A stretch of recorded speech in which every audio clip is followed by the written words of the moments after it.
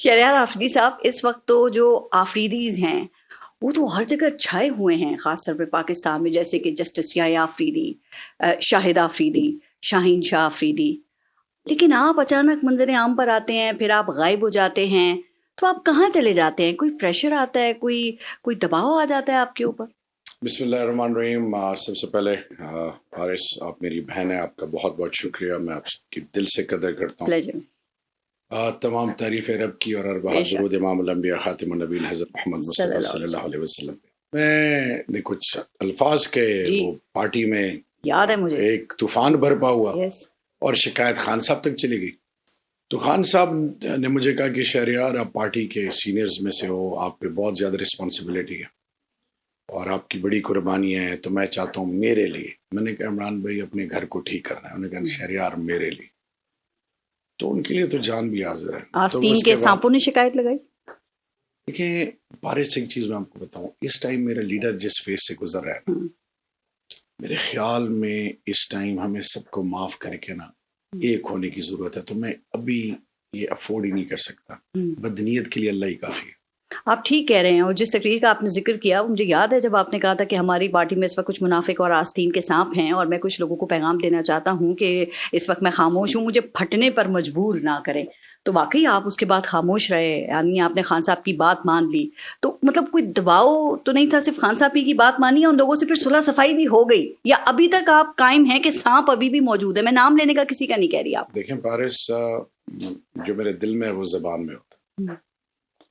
میں عزت سب کی کرتا ہوں. جن کی وجہ سے ہمیں عزتیں ملی ہیں، کون ہے وہ؟ عمران بھائی جی، ان کی بہنیں، ان کی وائف، وہ خاندان جی، جن کی مرہون منت آج ہم ایم این ایز ہیں. میرا 3rd ٹرم ہے، 4 فیڈرل منسٹریز، اسپیکر کا الیکشن. میری کیا وقت ہے آج یہ میڈیا پہ اللہ کے بعد خان کی وجہ سے، اور میرا لیڈر اندر ہو اور لوگ جائیں کانوں میں کسر پسر کریں، مجھے عہدہ دو، رتبہ دو، فلانا اس طرح، فلانا اس طرح. تو میں اتنا کہنا چاہوں گا کہ بدنیتی ایک حد تک ہوتی ہے، لیکن یہ منافقت ہے، اور یہ منافقت جو ہے اس کو چیلنج کرنا ہم پہ فرض ہے، اور ہم کر رہے ہیں.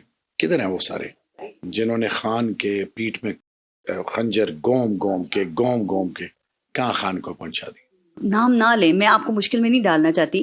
چلیں، آپ کو خان صاحب کہہ رہے ہیں نا، آپ نے منع کیا ہے، خان صاحب نے بھی. تو وہ جو آستین کے سانپ سے مراد ویسے کیا یہ وہ لوگ ہیں جو خان صاحب کو، جنہوں نے اسٹیبلشمنٹ سے لڑوایا یا اب بھی لڑوا رہے ہیں، یا پھر یہ وہ لوگ ہیں جو کہ اسٹیبلشمنٹ کے ساتھ رابطے میں اور ان سے ملے ہوئے ہیں اور اس وقت دونوں کشتیوں میں سوار ہیں؟ عوام سے بھی تو کچھ نہیں چھپانا چاہیے نا. عوام بڑی ہوشیار ہے، لوگ بہت باشعور ہیں. اب دیکھیں جنید اکبر آیا ہے نا، ورکر کو عزت ملی ہے. کیسے آ گیا اچانک منظر عام پر؟ میری خان کی بہت رحم دل آدمی ہے، بہت بڑا دل ہے ان کا. کبھی کسی نے سوچا تھا کہ 9th میں آئے گا اور لوگ پریس کانفرنسز کریں گے اور بھاگیں گے، اور وہ لوگ جن کو اللہ نے عزت دی خان کی برکت سے، جن کو اپنی بیویاں اور اپنے گھر میں کوئی عزت نہیں دیتا تھا، وہ لوگ جب عہدے و رتبے پہ بیٹھے تو پھر کیا؟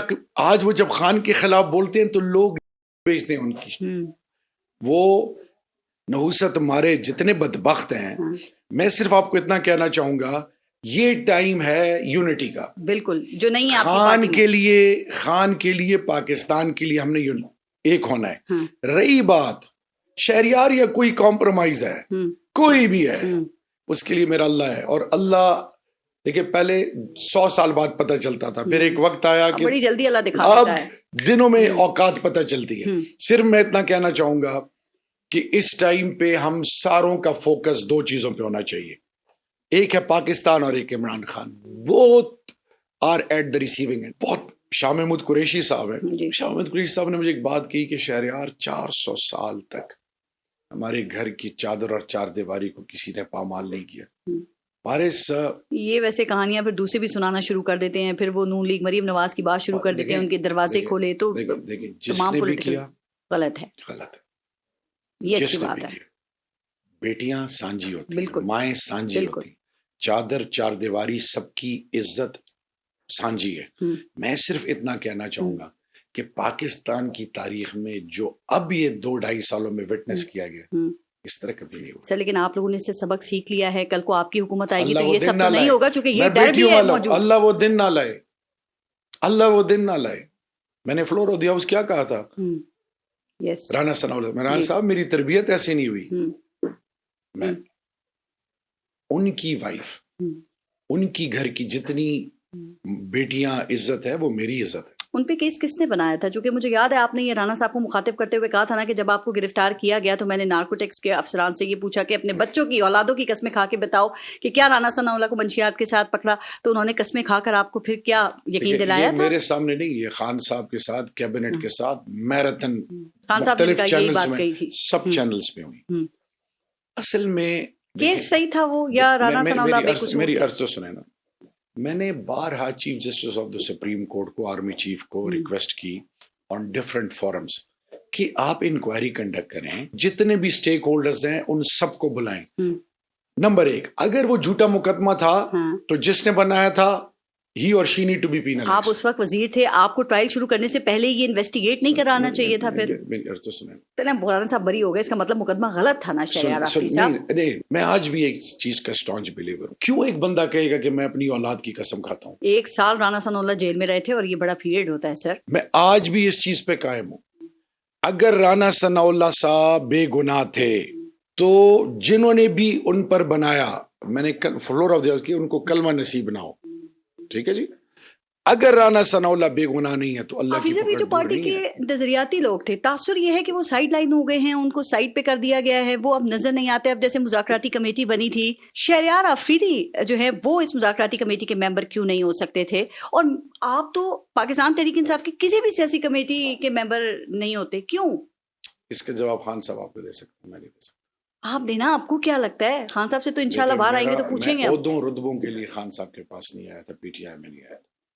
عہدوں کی بات نہیں ہے, ٹرسٹ کی بات ہے. گروپ فیس ہیں آپ پی ٹی آئی کا. کبھی دیکھیں, رب عزت دیتا ہے نا, رب عزت دیتا ہے. میرے لیڈر نے مجھے کہا ہے کہ آپ تھوڑا سا ہولڈ کریں. آپ نے کہا, خان صاحب نے کہا تھوڑا سا ہولڈ کریں. ویسے خان صاحب بھی تھوڑا سا ہولڈ کریں نا, ان کے جو ایکس اکاؤنٹ ہے اسے کیا کچھ پہ ٹویٹ ہو رہا ہے, اس پہ میں بات کرتی ہوں سر. لیکن آپ کو نہیں لگتا کہ آپ کی پارٹی میں اس وقت ایڈ ہاک بیسس پہ لگتا ہے کہ جو عہدے ہیں وہ دیے جا رہے ہیں, اور شہریار آفریدی صاحب جو بھی اوپر آتا ہے پھر وہ مرنے مارنے, لاشیں اور یہ جنازے, ان کی باتیں شروع کر دیتا ہے سر. اب یہ اس طرح کی جو بیانات ہیں, ان کی وجہ سے اتنا کچھ بھگتا جا چکا ہے, برداشت کیا ہے, تو ابھی تک سمجھ نہیں آ رہی کہ اب اس طرح کی باتیں نہیں کرنی ہے, آگے بڑھنے کی بات کرنی ہے, راستہ نکالنا ہے سر. پارس, میری 3 بیٹیاں اور 1 بیٹا, پاکستانی رہنا چاہتے, میں سب کو چھوڑ کے باہر سے آیا تھا. جی, ریاست ماں ہوتی ہے, باپ اور ماں کا دل بڑا ہوتا ہے. آپ نے بھی اتنی پیاری بات کی کہ ماں اور باپ جو ہیں وہ ریاست کی طرح ہوتے ہیں, لیکن کیا بچوں کا یہ کام ہے کہ وہ پھر مرنے مارنے کی باتیں کریں؟ عوام پرووک ہوتی ہے, پھر وہ چڑھ دوڑتے ہیں سر. میں جس پی ٹی آئی کا حصہ ہوں,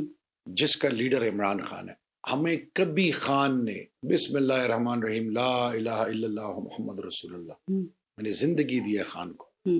میری بیوی بیٹی گھر پہ کیا گزرا ہے, 5 جنازے نکلے ہیں, 3 بھائی 2 بہنیں. آج تک خان کی زبان سے میں نے یہ نہیں سنا کہ خدا نخواستہ ڈنڈا اٹھاؤ, نقصان پہنچاؤ.